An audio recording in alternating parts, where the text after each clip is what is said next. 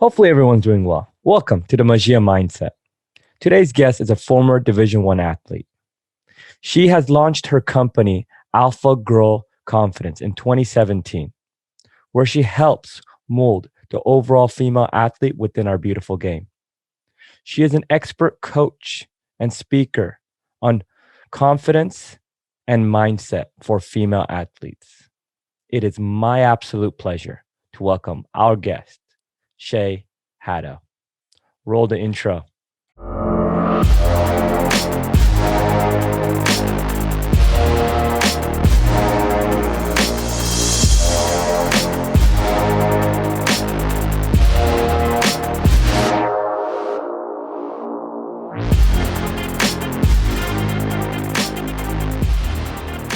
Shay, thank you so much for putting in the time to getting on our podcast. We are slowly getting out of the lockdown and hopefully heading in that direction. But I know it's been a very difficult time for everyone this past year. And I know it's been tough mentally as well and emotionally in every aspect when you take away, a physical activity that allows us to release ourselves, express ourselves. So again, thank you so much for coming on this platform. Yeah, thank you, Shawn. I'm looking forward to it. Been enjoying the episodes you've been putting out so far. My pleasure. So what I want to kind of get the episode going with is, what is your story? How did you come in love with the game? Where did the journey begin?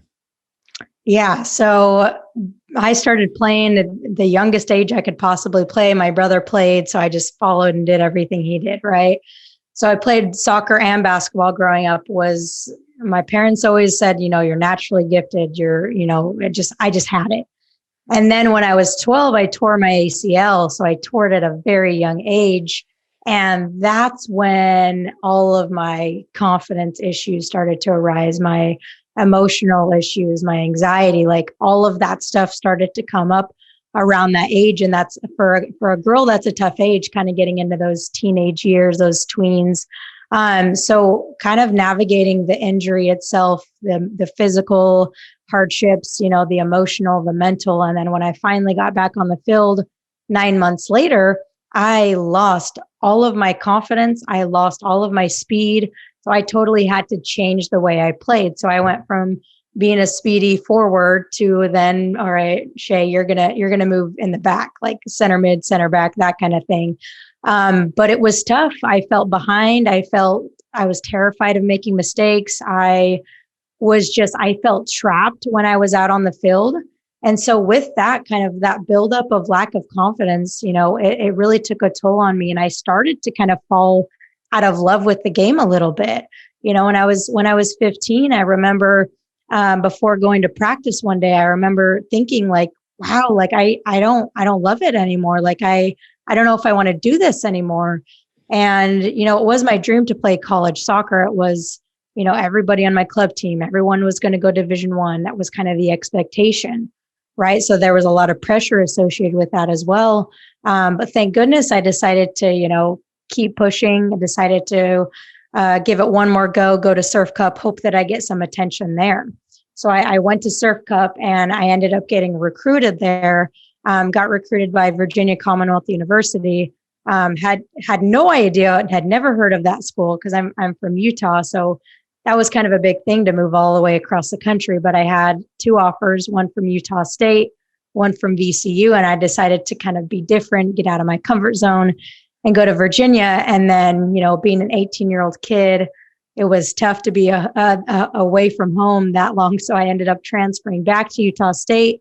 But my confidence issues didn't stop there. Like I had a good sophomore season.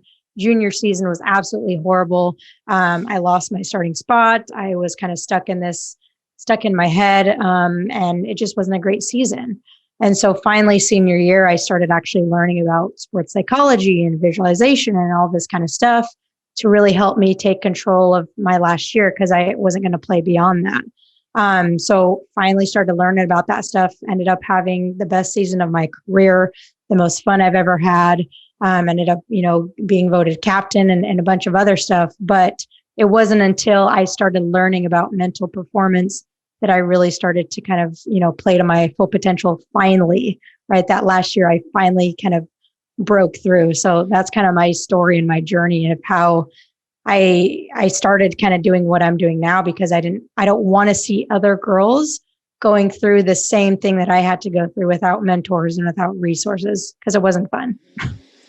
No, and it's funny how we hit confidence, and how an important role that plays in any athlete's career.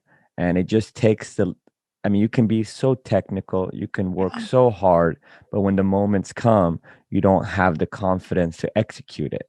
And in any career, that's so vital. And people can tell when you tell them you're confident, they can tell from your body language if you're not. And the way you carry yourself, it's such a valuable thing. It kind of takes us to our first question.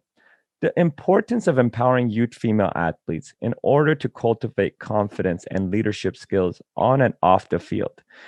I think this is such an important question because, in my opinion, female athletes from a youth age are much more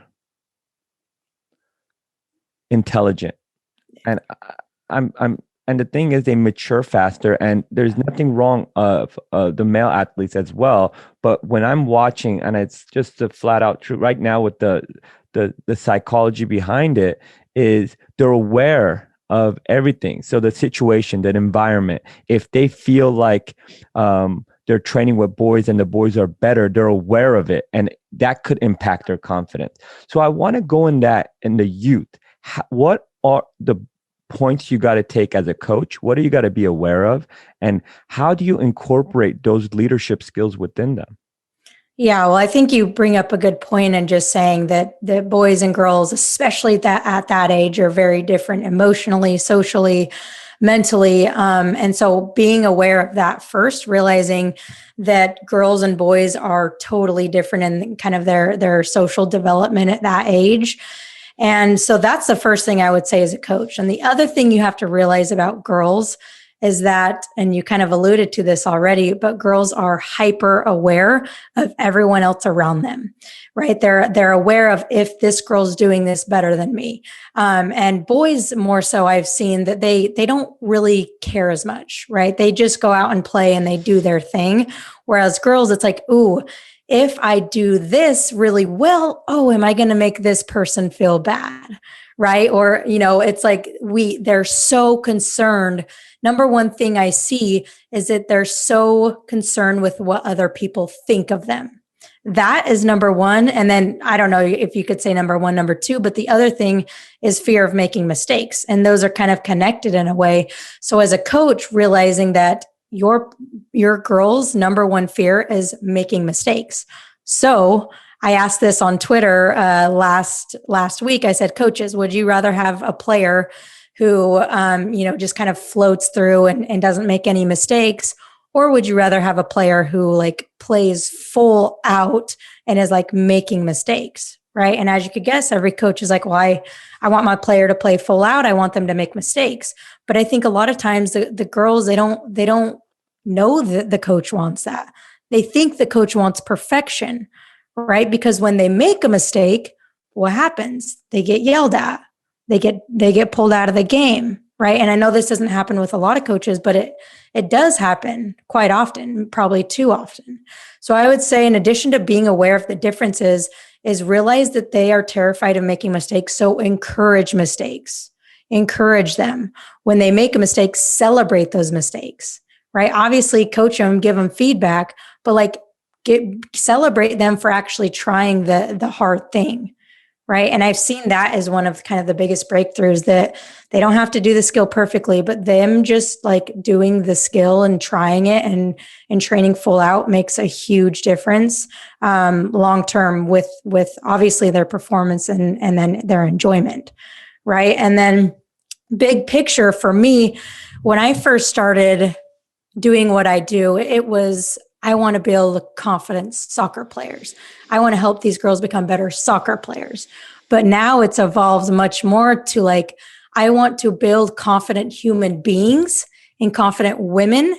And the byproduct of that is that they will be confident soccer players. But that's just a symptom. That's just a byproduct, right? Because soccer only lasts so long. And my goal is to build confident women that are going to be leaders of the next generation, right? And so building confidence at this age now is so important for that, right? If you're confident, you can be a great leader.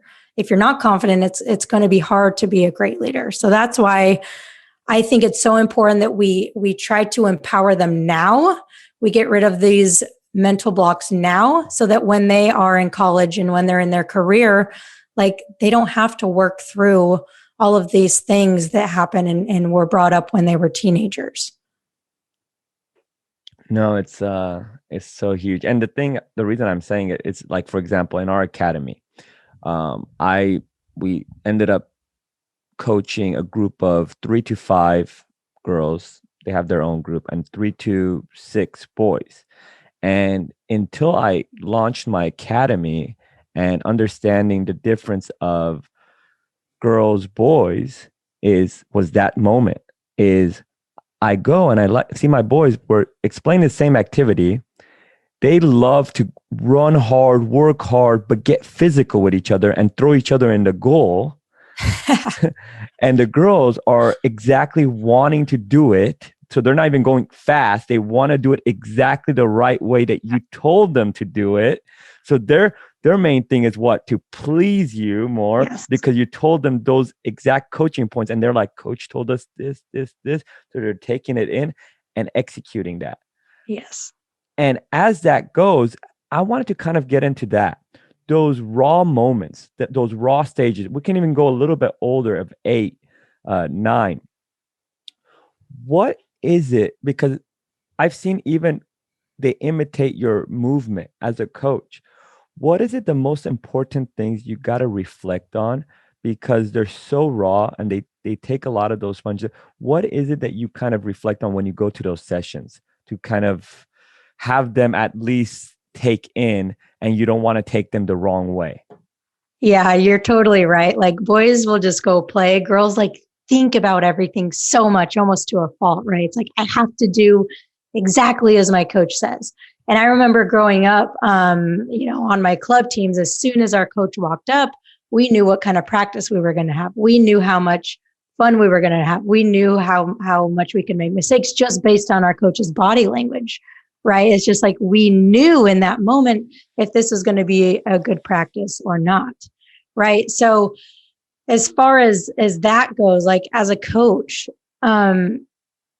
your energy and your body language, that's going to be reflected with the players, right? And we could say maybe with girls more than boys, just because they're more in tune and more aware of that kind of thing. But very rarely is it what the coach says, but it's how they say it, right? Because girls, you could say one thing and they might totally take it a different way than you intended, right? Like, as we know, like coaches and parents too, the intentions are good, right? The intentions are to help them get better, but the way you say it can totally change how they perceive it, right? So being hyper aware of how you're saying it along with your body language is really, really huge with girls, because they don't always read into exactly what you say, but they'll read into how you said it, and they can kind of twist it almost to a fault. And then it's like, wait, I didn't mean to say that, or that's not what I meant, but that's how they took it. So being aware that like it's not always, what you say, but how you say it. No, and that's important. And we touched on it a few times, mistakes, failures. Yeah. And I want to kind of touch on this, not only on the girls' side, but on the boys' side too. It's so important, because if you ever tell me you've never had failures or mistakes, I don't believe you. No, I don't believe you. Even the greatest players, even the greatest individuals, we're here. We have mistakes. We have failures. There's no way you can't. And if you're never had them, that means you never took risk. That means you never took risk, or you never went out of your comfort zone. Exactly. Because if you went out of your comfort zone, you're going to fail because you've never done it before. Mm-hmm. And it's something that's going to challenge you. And in those moments, it's going to make you better. So I want to kind of get into that. How do we use failures and mistakes of our players, boys and girls, and how can we use them to a fuel for them? How can we paint that picture for them so they can see that it's okay? Don't worry. These are the moments you can use, and now you can do it this way. Yeah, I mean, I think it first starts obviously with changing the perception of failure. And I believe that it starts at a young age, like a really, really young age, right? Like as adults, we have all this stuff that's messed up with us. And it starts at our childhood, right? It's like, oh, my mom told me this, so therefore I believe this about myself. So it starts in the home, right? And then kids spend time at home, they spend time at school, they spend time on the field, right? So as coaches and parents is realizing that the little things that you say or when you deter them to make mistakes, even if it was the slightest thing, they take that information and they store that in their subconscious mind, right? They store that in them. And then they believe if I make a mistake, last time I made a mistake, my coach got angry. So therefore, I don't want to make a mistake. Last time I spoke too loud, mom told me to be quiet. Therefore, I'm going to be quiet, right? So it's those little tiny moments that end up making a really big impact. And then as far as changing the perception around failure for the players, it's realizing that failure really is the biggest teacher, right? There is no better teacher than failure. And obviously, no one likes to fail. So we have to change that. We have to change the conversation around failure and around mistakes and around how we respond to those. So there's this book that I've been reading recently called The Talent Code. I don't know if you've ever heard of it before, but he talks about Great book. Yeah, I'm not going to get too into the science and the myelin and all that, but I tell my players, it's like there's only one way to get better at something. It's not just floating through and not making mistakes. You have to train on the outside of your comfort zone so that you are making mistakes. And when you're making mistakes, you can then take that information and learn from it and then recorrect it the next time. But without making those mistakes, you can't learn anything new, right? So I challenge my girls. It's like, if you're doing a drill or doing an exercise and you're not messing up every once in a while, you're probably not training hard enough. You're probably not trying enough new things. You're not pushing yourself enough, and you're not going to get better. So it's like trying to, as coaches and as parents, like not forcing them, but pushing them and encouraging them to do something at a rate where they are making mistakes. And then, and like I said before, is encouraging that, celebrating that, congratulating, hey, you're training so hard, you're making mistakes. Great. Now, what did you learn from it? Right. So I think from a player's perspective is realizing that you have to train on the outside of your comfort zone to get better at anything, right? Like the 10,000 hour rule. You train 10,000 hours, you're really, really good at something, but you also have to do it. You can't just train to train. You have to train with a purpose. You have to train with deep practice, right? So that on the player side, and then on the parents and coaches side is realizing that the little things that you say and how you react to their mistakes makes a really big difference in them now. And then, like I said, it gets stored in there. And that's kind of the belief that they have for the rest of their life until they kind of rewire that. No, and it is, it's part of the journey. And I think we got to embrace the journey. If you love the game, we're responsible for as coaches, as parents, to instill that love. They end up enjoying the journey more than the destination. Because yes. you only hold the trophy up for how long? Right. The whole time you prepared for it, how long did it take? So the poetry within that, it's already, you can see that beauty. I want to kind of flip it in the coaching role. And I think you being a female coach, going as a female athlete, your journey, it's, to be honest and transparent, it's difficult. It's difficult. It's still difficult. It was difficult just because of the perception of, and that's why I have a lot of respect for female coaches and female athletes. But to this day, they still don't get the respect. I mean, how many of us saw the NCAA, the amount of equipment they got compared to the men? I mean, it still goes on today. It's better than it was before. Okay, the amount of opportunities are way more than it was before, but it's still even though U.S. women's soccer are fighting for that equality. And look, in the end, there is the difference of audiences that watch the men's game. We're not talking about that. Yeah. But there should be an equality in their work field. They shouldn't, if you're at the highest level, you shouldn't have to get another job and play. That's exactly. Unacceptable. Yeah. So I want to kind of get into that, flipping those questions of confidence and failures and mistakes. The two first questions we talked about, how you create that environment for your player. How have you created that for yourself? And how can you kind of help other coaches that are trying to go in that? Yeah, that's a great question. And I think the confidence plays a huge role in the workplace too, and as a coach, right? I remember one of the reasons why I got out of coaching club is this inequality. Exactly. I was doing really well. My girls were doing great. We were performing well. And I had a meeting with the president of the club, or the coaching director. And I asked them for more money, right? I asked for a raise. I said, these are my results. Like, these are the look at what the parents are saying. Look at what the players are saying. And I asked for more money, and they were like, we've never had a woman ask us for more money before. So we're going to have to think about it. And I was like, wait, hold on. Right. So just that, and they ended up giving me a little bit more money, but it was just the fact that they were so taken aback by it, and that they really had to question that. Right. So I see that all the time. And that really took a knock to my confidence, and well, am I not worth it to them? And I felt like, as a woman, that there was a little bit of a double standard, to where if I messed up, or if I wasn't hard enough on my players, that was amplified, right? I would have the coaching director come out to my practices and tell me, Shay, you're not hard enough on your players. They're having too much fun. I remember that. And I was like, wait.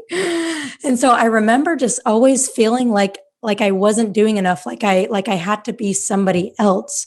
And I was never the coach that was yelling on the sidelines. And I just kind of sat back during games, and I just felt like I had to be somebody else in the coaching space. I felt like I couldn't really be me and coach how I wanted to coach, because it wasn't the way that the other coaches were coaching. Right. And so one of my big goals, like I talked about earlier, is helping these girls now, because one of my big goals is so that we can have more female coaches, right? Whether it's in the men's game or the women's game, that doesn't matter. It really doesn't matter. Right. But to help them have the confidence now and develop the leadership skills now, so that when they get out of college, they see that there is opportunities to coach, and not just opportunities, but that there's equal opportunities to coach. And I think that's one of the things that holds women back, is that just like what you were talking about with the pro players, you got to get a job on top of your playing. And it's the same thing with women coaches. And I know plenty of coaches don't get paid what they're worth, but I think there's still less equality with women coaches. And so they think, well, if I actually want to pay my bills, I can't be a coach. I have to go do something else, because there is not enough opportunities for me to do that. So that's my goal, is to get more women coaches in the game, and to really help them build that confidence now, so that they have that confidence and they're solid in that, and they have that belief in themselves, to ask for what they're worth, and to take chances and coach boys teams and coach girls teams, whatever they want to do, but to realize that they have complete control of their future and nobody else does. How has that kind of because usually this drive, it starts from a stepping stone, and usually the core of it too was probably your playing experience as well. And I know a lot of women in the game, they've had moments, doesn't matter how good they were, doesn't matter how, in every level, there is that moment. Was there a moment you can kind of take us down memory lane as a player that if it was your team environment, if it was the obviously the team environment has to do with the coach as well, created in that you're like, man, when playing is done here and there, it kind of, you always go back to that moment of using it as a negative and making yours a positive. Was there that moment or you've experienced as a player that you kind of use as a coach, that you're always trying to have the opposite feeling for your players? In a sense, there is. But so like with my club coaches, they were amazing. They were amazing coaches. I like am so grateful for everything they've done for me to help me get to where I was in the level I played at. But I do take moments from those coaches, and when I started coaching, I tried to do the opposite. So, for example, I felt always really, and I know pressure is a privilege, but I felt a lot of pressure from coaches, and a lot of like the kind of the perpetual cycle of, if you make a mistake, you're going to get benched, right? And of that, like that fear that was kind of driven into me by my coaches. That's something that I knew, and I didn't know I was going to be a coach, but that's something that I took when I started being a coach, and I was like, I'm going to take the good from them, because there's a lot of good from them, but I'm also going to take the bad and flip it, right? And I know that some players do really well with that super, super high intensity, like kind of fear driven, but I didn't do well with that. And a lot of the girls I worked with didn't do well with that either. So I would say that was one thing that I kind of took, and I was like, that's one thing I don't want to do, is I don't ever want my players to fear me. I don't want them to be scared to come talk to me. I don't want them to be worried about my mood when I show up to practice. So those were a few things that really like I took as a negative and used them to help me make me a better coach. No, and that's huge. And the reason I was taken in that direction as well is because coaching is evolving. And the reason is your players are getting better coaching from you because you've become a better coach of the substances and the resources you have today. Yeah. Obviously, the coaches you've had, they didn't have access to the amount of resources there are today. Our players are probably going to become, in a way, better coaches if we're out of the game as well. Because every year, you're just going to the game is getting better because of resources. And the main difference I keep going on is resources. Because if people in any generation, we're all human beings, we're all the same. If we have access and we have the right desire, we're able to create that. Because I know more when I was a child, everything was ruthless. It's, if you're not good enough, we're going to single you out. And instead, if you look at that today, that's ruining team cohesion. If you single someone out as a coach, it's like every moment you want to avoid bullying. You want to avoid losing the cohesion of a team, sticking it together. If they beat a team, don't rub it in, show sportsmanship, the value, because it's more important. You want to have the overall human experience. So when they're out of the game, our world is a better place, because whatever career they have, there is the values we've instilled in them. And those are proud moments I think we all take as coaches today. Yeah. And I mean, I had a high school coach that never played high school. He got rejected from his American football. And he was like reminding us he's on medication, like he's on this. I mean, we would laugh about it, but there was moments that were like, man. And I look back at it, I'm like, man, we went and told our parents about, and everybody's like, oh, you guys probably deserved it. It was moments like that. So, and those were the moments though, because you have volunteers here. It's more professional driven now. We're getting coaches that this is their career. This is what you guys are doing. You guys are studying. You guys are reading books. You go home and you're reflecting. So I want to kind of now transition into our third thing, the 5 actions to help anyone to adopt the bulletproof mindset and confidence of an elite player.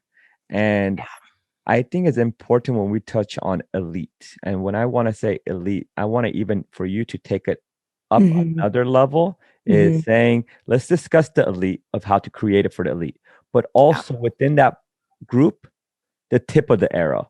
Meaning the most elite in that group. What makes that even different? If you can take us through that path. Yeah. So first, obviously, this is going to be purely mental based, right?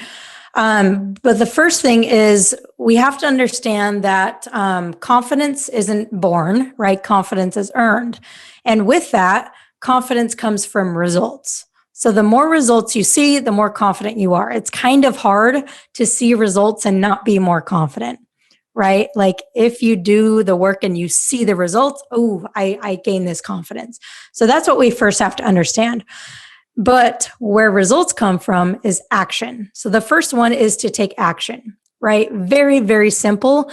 But I think a lot of players in general or people in general, because this can be used for elite players, elite business people, elite whatever. I don't care. This can be, cater it to whatever your situation is. But the first one is to take action. And most people don't take action because they don't believe in themselves. But the thing is that you don't have to believe in yourself to take action. You just have to take action. And the more action you take, the more results you see, the more confidence you'll build, the more belief you'll build, right? So taking action isn't about taking perfect action. It's taking imperfect action. So even if you're not ready, even if you don't believe in yourself, even if it's going to be ugly, you have to take action. And that's, I would say, one of the number one separators between the best athletes in the world, the best business people in the world, the best teachers in the world, is that they just take action, whether it's pretty or not pretty. So that's the first thing. And then the second thing is something that the main thing that helped me be more confident my senior year, and that was visualization, right? That totally changed the way that I played and the way that I felt. So before games, I would get what I call the pregame poops or the pregame peas, right? Like you're so nervous and you just like your stomach starts to do flips and then you are wasting all of this energy because you're all stressed out.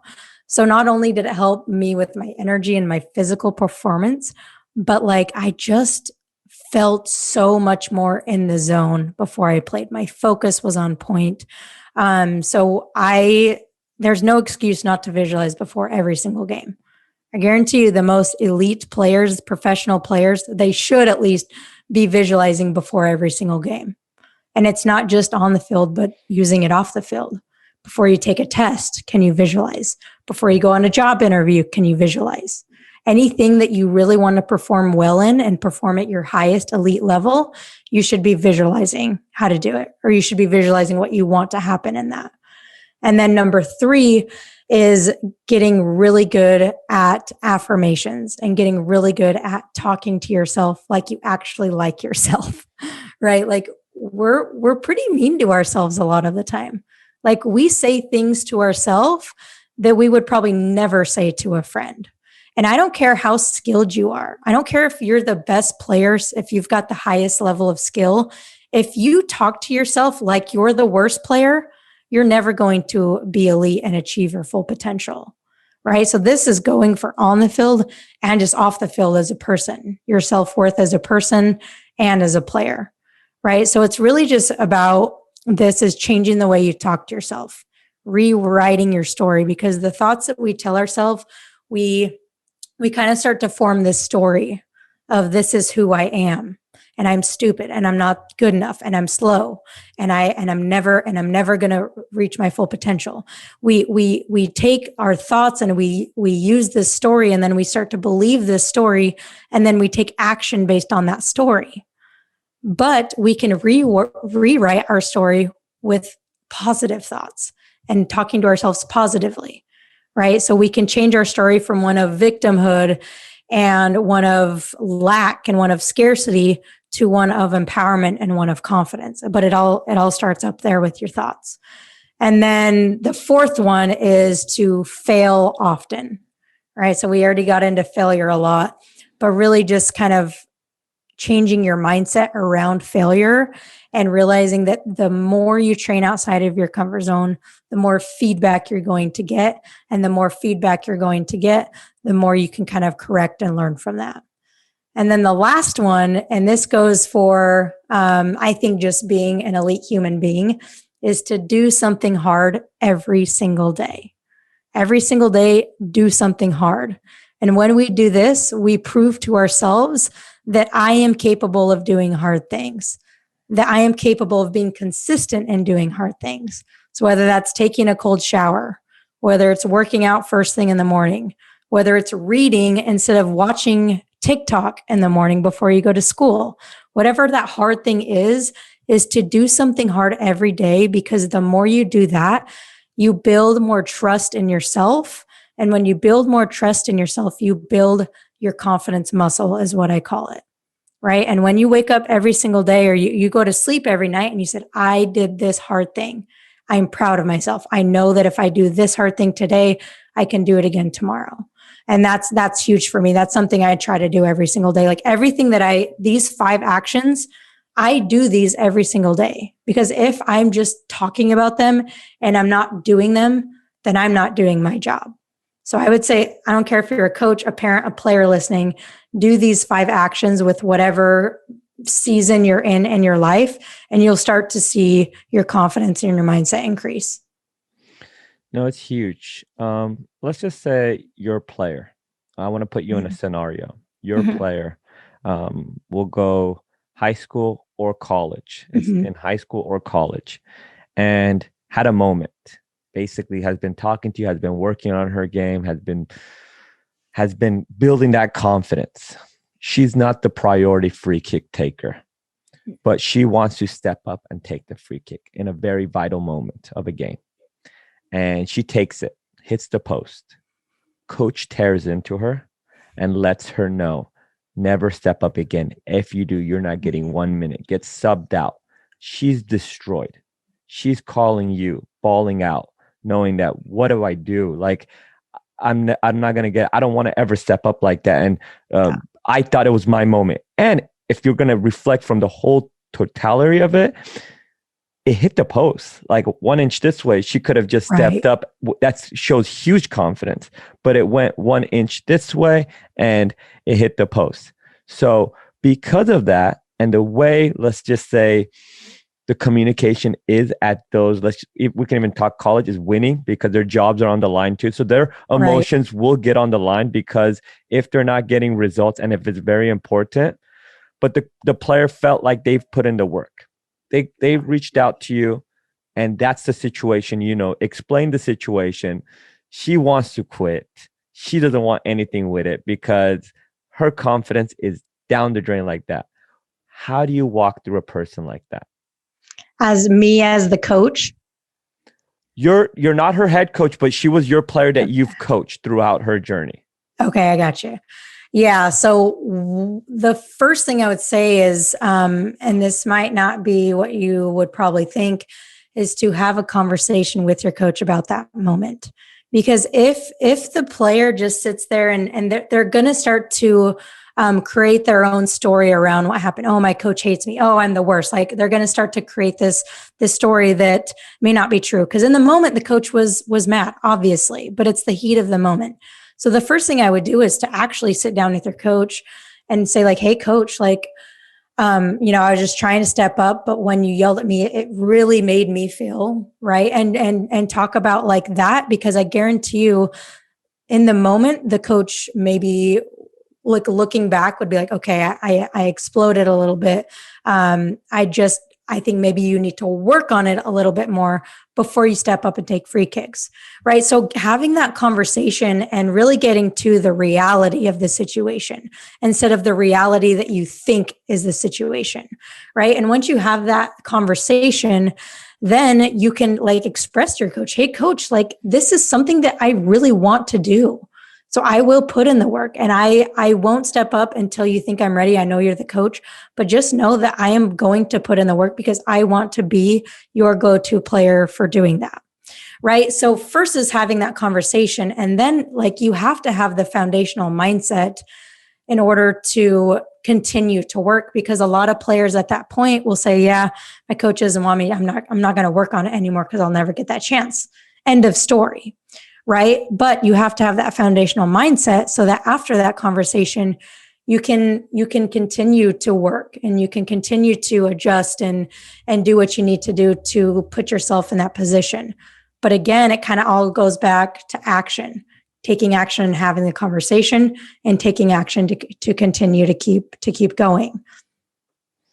No, and that's huge. And the reason I go in that situation is because the coach she can view herself, because let's say that player that you've had was the number one at youth, was the number one in high school, but she's not the number one in Yeah. college because there's a lot of elite players. As you keep moving up the ladder, you're not the go-to. Yep. And as it goes, she gets a reality check from the coach. And the main thing is the coach basically explains to her, okay, I see you working hard, but I also see so-and-so working hard, and I see so-and-so working hard, and their ratio of missing is not high. Their confidence is a different level. And as much as I want you to pick up the confidence and I got to work on your individual, I have to worry about the team in general. And in the end of the day, you guys need to step up individually and figure out those moments. And it's mainly a coach that doesn't tolerate the personal level. He's more about the team cohesion. So in that moment, when she gets a reality check, what's the step? Is like, do you talk to her and say, you gotta keep your head up, work hard, make the best of this situation, know your role? Because how many times as a player have we been that we wanted more, but the green light's not there because we have to accept that they're better than us. Yeah, so I actually do have a very high level college player. I won't say the name of the college, Pac-12, but I have a college player. She's a freshman, and she's going through the same thing. She was obviously the best in her high school, the best in her club, all that kind of stuff. But now she's kind of in a point where it's like, oh, I feel like I'm doing everything right, but I'm still not getting the playing time that I want. Right. And the biggest thing that we talk about, and I obviously won't get into too much detail, but it's really around like controlling what you can control. You have some control over your playing time and how hard you work and the things you do, but ultimately it's up to your coaches. Right. So that's the first thing. And then realizing that anybody's college journey, it's not a straight line where you start point A to point B. There's no ups and downs. Understanding that the college journey, there's going to be really awesome times and there's going to be really crappy times, right? And so just realizing that when you're at the bottom, right, it's okay to be there, but you got to get yourself up out of that. And it's going to happen a lot. Like I can count like up and downs multiple times throughout the season. Right. And if you let that lack of playing time or that coach like yell at you and let it affect you, it's going to affect every part of your experience. That's how it was for my junior year. When I got yelled at, it was like I started blaming everybody else for my lack of playing time. Like I didn't take responsibility. Right. I didn't control the things that I could control. So I think that's the biggest thing is controlling what you can control. And what are some other ways if they're working just as hard as you, I guarantee you not many players are working on the mental side of their game.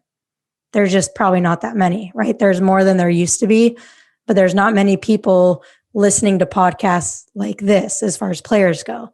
There's not many players reading psychology books. There's not many players like doing all of the little things. And that is what can give you a huge edge is just like working on the kind of stuff that we're talking about.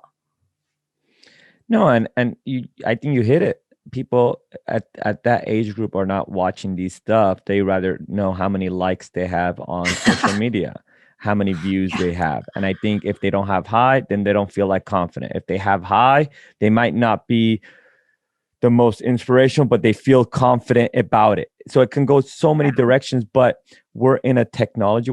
I think it's a very difficult world to be an athlete and a coach. I think it's a very difficult to coach your players in today's generation because you got to know how to push the right buttons.